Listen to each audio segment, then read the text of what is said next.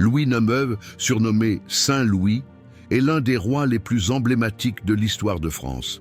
Né en 1214, il monte sur le trône en 1226 à l'âge de 12 ans, après la mort de son père, Louis VIII. Son règne s'étend jusqu'à sa mort en 1270, ce qui en fait l'un des monarques les plus longtemps en fonction de son époque. Ascension au pouvoir et respect. Louis IX a bénéficié d'un encadrement solide pendant sa jeunesse. Sa mère, Blanche de Castille, a joué un rôle crucial en tant que régente et conseillère pendant ses premières années de règne. Elle lui a inculqué des valeurs chrétiennes et un sens aigu de la justice.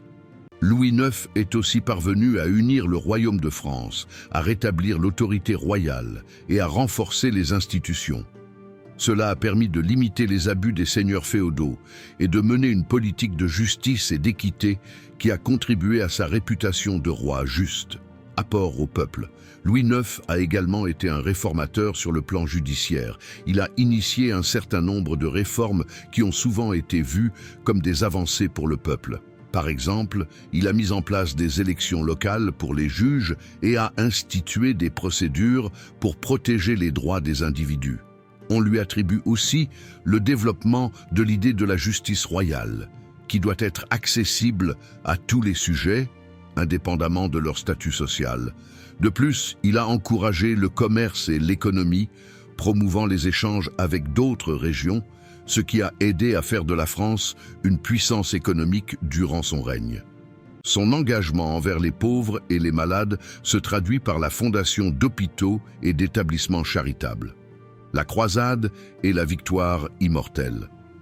L'une des épreuves les plus marquantes de son règne est la croisade qu'il mena, connue sous le nom de la 7e croisade 1248-1254.